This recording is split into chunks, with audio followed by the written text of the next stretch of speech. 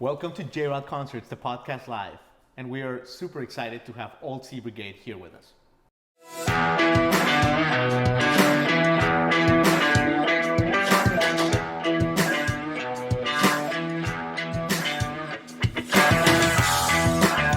Ben Cramer, old Sea Brigade, how are you? Doing well. How are you? Man, thanks for joining us. Yeah, thanks for having me. Absolutely. Yeah. So I have to tell you, Ben, we were talking like motivational, like what an album. Oh, what an thanks, album man. that you released, man. I mean, Thank you. 12 songs, 45 minutes, dude.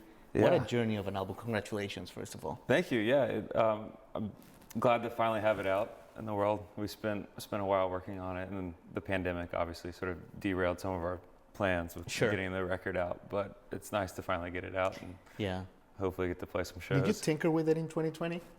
I did. Yeah. Mm-hmm. We started the record, then we actually mastered it, and like we were gonna get ready to release it, and then the pandemic hit. And then we found ourselves sort of, me and my co-producer, Owen Lewis, we just found ourselves with all this extra time, and we live right across the street from each other. So we're like, let's get together and, see if we can tweak anything, see if we can beat any of the previous mixes and stuff. So man, it's fascinating. It was nice. Like, I never found myself with, obviously that much time on my hands as probably most people. Well, I mean, you nailed it, dude. It's perfect. I mean, and the critics have loved it. Consequence of Sound. Thank you. Everybody's loved it. What is, like, you've always been critically validated. Is that, like, at all important to you at this point, or are you, like, just...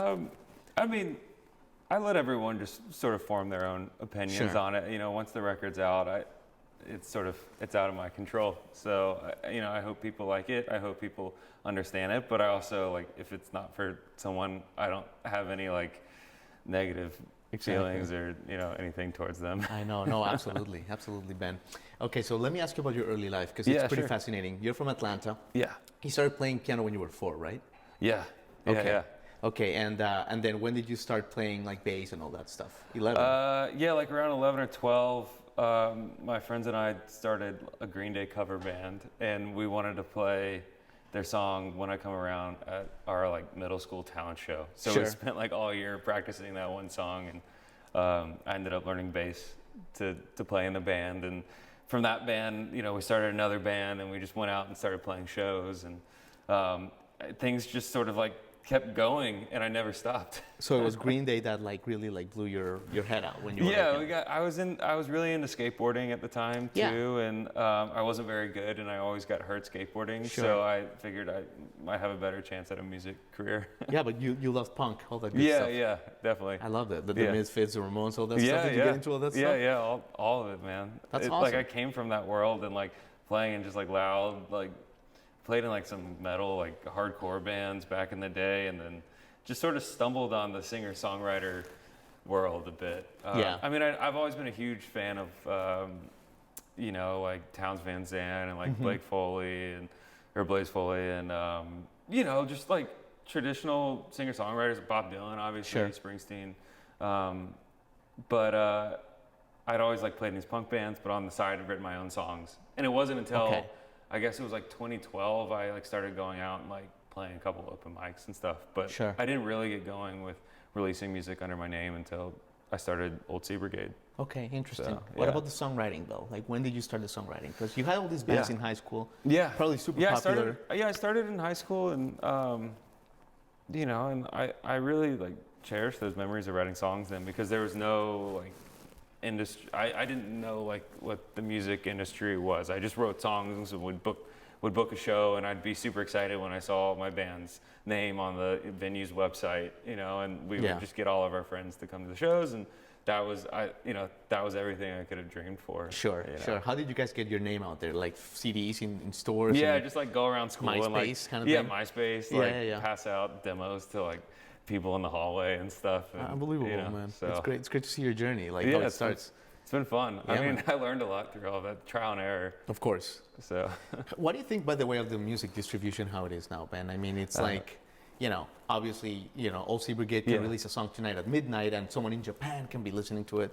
Yeah. But at the same time, the monetization part of it, and it's a tricky one. I mean, I think when I started Old Sea Brigade, that's like right when Spotify and like playlisting kind of started taking off, but that was 2015, and I didn't know what playlists were, and found myself like starting to get my songs added to these like random playlists in like the Netherlands and stuff. So in like some ways, I'm grateful for Spotify to help kind of like kickstart my career, but I also recognize like, you know, musicians have a hard time getting paid, and usually by the time they get to a certain level where they could make money themselves, they've probably signed their masters away to a record label or publishing away, and, just so you can pay your rent. And stuff. Totally. So it's a tricky balance. I mean, I think there's more ways than ever now to like make a living in the music industry, rather than before, like, you know, early 2000s, and before, I mean, to rent studio time was so expensive, and you needed to go to a fancy studio. But now, like, you know, people are making the biggest songs in the world in their computers, right? Yeah, in your bedroom. So like, you know, there's no limit now. Yeah, but don't you think something is lost with the album? Like we talked about Green Day, and When I Come Around, that was in, what was the name of that album? Rancid? That was off of Dookie. Of Dookie. Oh my God, of course. That was of Dookie. Yeah. Right. So a Dookie, like, and Motivational Speaking is an album. Like, that is a freaking beautiful album. Thank you. Like, are you worried that maybe like some of the people, like youth or whatever, they're not gonna have the patience to get into a Dookie? The way, how many times did you hear Dookie? Hundreds. Yeah. Exactly.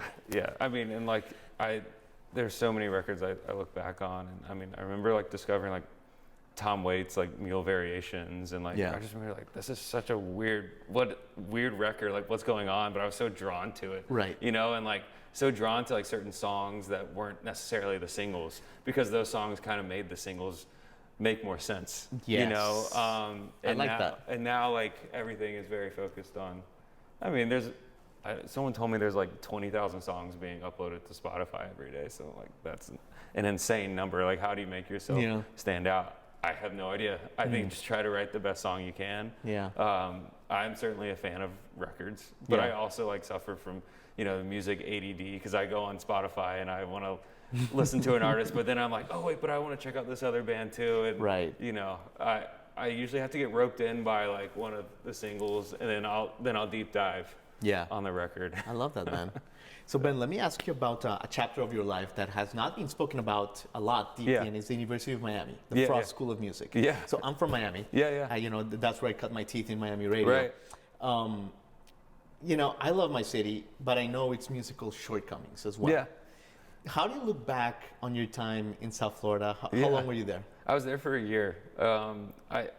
So when I graduated high school, I had no idea what I wanted to do. Mm-hmm. I mean, I came from playing in bands and stuff, and I wanted to just go out and book my own tours and go play shows. But, you know, I ended up applying for and I got into the music school and decided to go, and it was great. I learned a lot, and I still have so many friends from that 1 year I was there who are like doing cool things in music, and we're still in touch. But Miami was a tough place for me to like go out and tour, because you have to drive up the whole state of Florida. Yeah. So what is that, like 9 hours just to get out of the state? Just to get to like Tallahassee. Yeah. Exactly. Yeah. So that, and like, that with like just the cost of being there, I was like, I think I could do more being, you know, closer to Atlanta. So I moved to Athens after that, and that was a little bit more of like the scene. I was a bit more familiar with that scene. Yeah. But I'm very grateful for the time I spent in Miami. I love the city. I've been meaning to get back down there. It's been a while. Well, I mean, that city needs some you know, some of your music for sure. So that depth.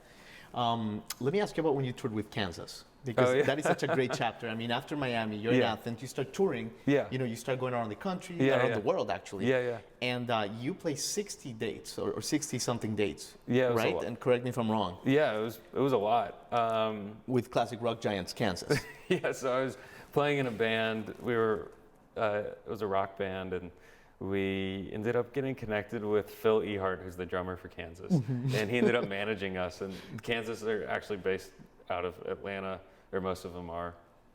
And we ended up just going on the road with them a lot. And, it was a blast. I mean, learned a lot. What do you learn from like seeing Kansas perform night in and night out? I mean, you learn patience. I mean, they've been a band for I mean, then it was like 40 something years. Now they've got to be pushing 50 years, you know. And Phil and Rich, I think Rich Williams, the guitar player, they're original members, and they kept this thing going. They kept it going from selling out Madison Square Garden 2 nights in a row in the 70s to playing like dinner clubs in the 90s, and now like they sort of had to come back with like, Old School and like South Park and all those sync placements and Guitar Hero. So now they're back to playing theaters, and they've got a great they have a great live show, and they're the nicest guys, and learned a lot just how to have patience and be a band and like treat people well,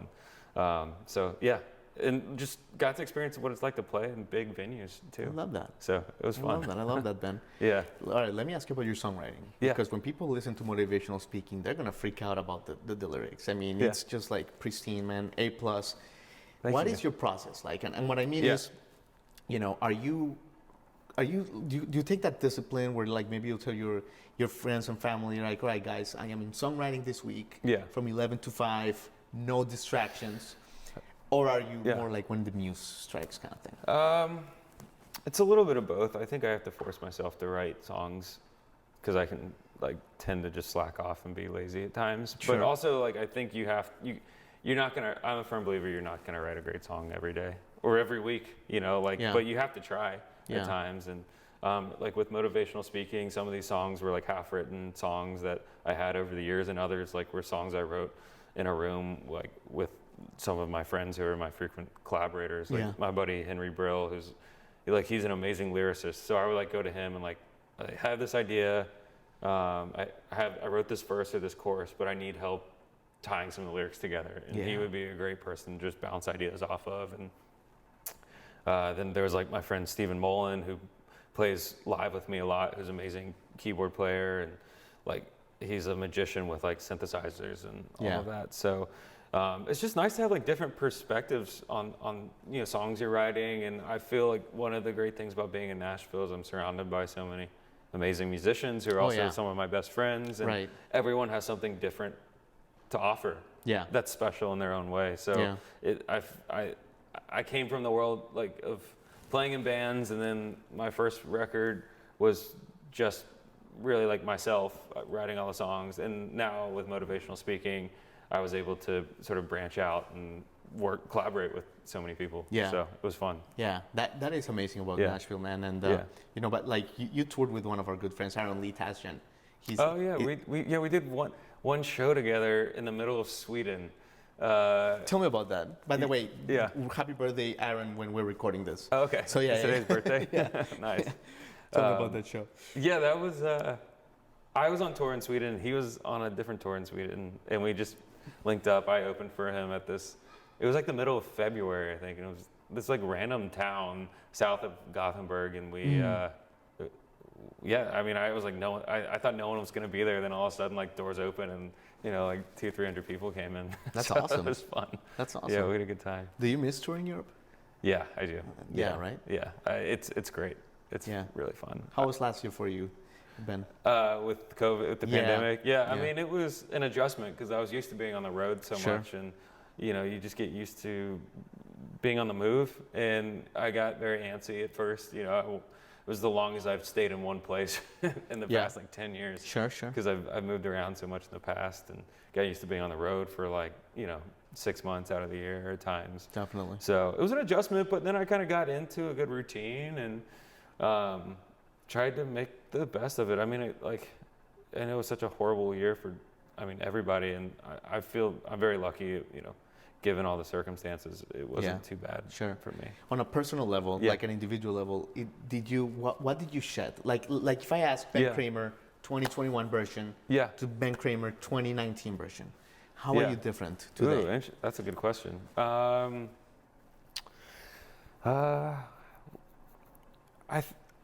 I think I've learned not to overdo it, to have a bit more balance in my life and with touring and everything. You don't have to say yes to everything. It's okay to have a normal life on top of music, because having a career as a musician is very, very bizarre, and it's hard to have a normal schedule and keep up relationships with your friends and family and stuff when you're always on the move. So Exactly. Yeah. That stuff is easy to sometimes forget and neglect by accident. Yes. And then it all kind of crashes down at some point. Right. But I think if you can have a bit more balance, it makes the whole music career way more sustainable. Right. Yeah. Because when you're starting, you have to have almost like an obsession with music, right? Yeah, and I still do. I mean, it's still like all I think about in a very unhealthy way. But with that said, I can like set aside time for things I need to take care of. I love it, Ben. Yeah. Well, listen, you're being so good with your time. Let me ask you about your next project, I guess. Sure, yeah. Because Motivational Speaking was such a great album. Thank you. And, we were talking off camera. I think you're starting to work on the follow-up. Yeah, I'm starting this week. You're starting this week? Yeah. Okay, so how does that process start, Ben? Because, you released such a masterpiece into the world, is it almost like, oh man, here, starting from zero, what is the are you looking up a mountain? I'm not an artist, but I'm fascinated with the process, with the thinking. What's your thinking going into the studio at the beginning of a project? I'm excited, curious. I've had 2 years to work on these songs. I know Motivational Speaking just came out, but those songs to me are fairly old now. But I guess that's like most musicians would probably say that by the time the record comes out, they might be like kind of sick of the songs because they've heard it, a million times. Right. So I'm excited to get in the studio and I want to try something new and different. I'm working with my friend Jeremy Griffith, who produced my first record. Yeah. And then I'm also working with Owen Lewis, who produced my second record. Cool, man. So we're all going to join forces. Interesting. It'll hopefully work out great, and or it won't work out at all. When you meet with like all your team and your producers, Ben, and all this, do you come up to them and you're like, okay, listen, guys, I know what I want. Yeah. I know what I have in my head. Just help me make it into sound. Yeah. Or are you guys like, okay, let's collaborate together. Let's create something together. I think it's more let's collaborate and create something together. I mean, I come from a production background too. I grew up working in studios and I make records for other artists. So I know what it's like to wear the producer hat, but it's tricky when you're trying to self-produce. That's why I brought in Owen and Jeremy, because I really trust them, and I think they're going to bring something really special to the table, and it's nice. It sort of takes a bit of the load off, so I can just focus on being like the artist while making the record, and then you don't. That way, I don't have to second guess myself on everything, because that can be a big thing in making a record. Self-consciousness, right? Yeah. Yeah, and you're just you come up with an idea and you're excited about it, then the next day you hate it, and then you don't know if it's good or not, and it's nice to have some trusted opinions. I don't think it's good to send it to all your friends and get feedback, because that could be that's even worse. That's a weird path to go down. Exactly. Which is probably not the best for being creative. But when it's with Owen and Jeremy, I really trust them, and they've been along with me for the ride. Absolutely. So I think it'll be a lot of fun. Yeah. So awesome. Well, Ben Cramer, old Sea Brigade. Yeah. You've said it all. There's a rumor that you may play a little song for us. I can do that. Is that an accurate rumor? I can play that. Yeah. Oh, man, that'd be awesome. Play a song. Thanks, man. Yeah, for sure. This is a song called Caroline.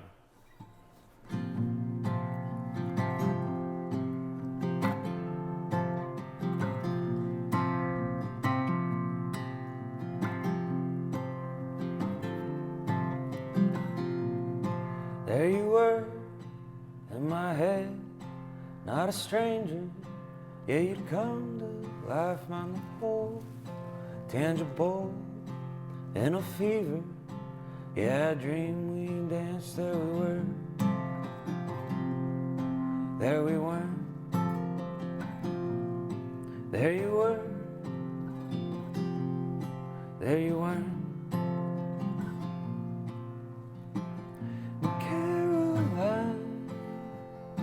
Can I pull you aside? Can I talk you through my vision of our life? It'll take some time. It won't feel like life. We'll disappear through the years. I'll wake up when we die. Caroline.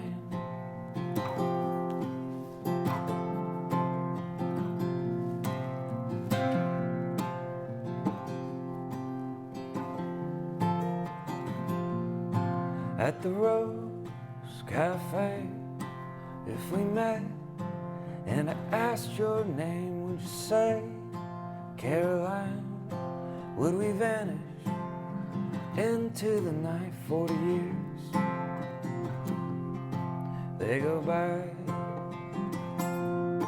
A whole future in my mind. Caroline, can I pull you aside? Can I talk you through my vision of our life? It'll take some time. It won't feel like a lie. We'll disappear through the years. I'll wake up when we die. Caroline.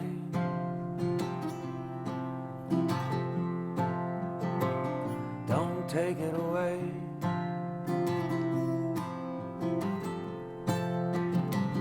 Don't let it break.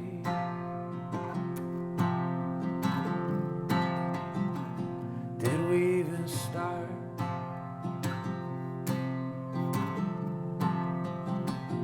Is that even your name, Caroline? Can I pull you aside? Can I talk you through my vision of our life? It'll take some time.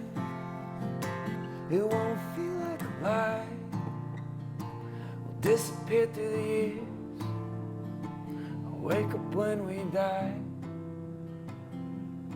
Caroline.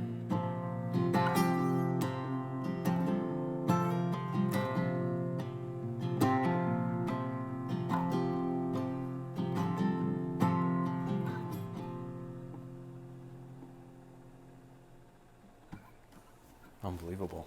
Ben Cramer, thanks so much. Yeah, man. thanks for That was having awesome, me. dude. Thank you. That was great. Thank you. Thanks. Yeah, awesome.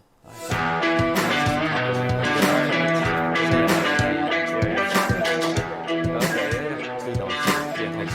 Thanks. Yeah, no, really, really. Yeah, we'll talk about it in 3 weeks. Cool.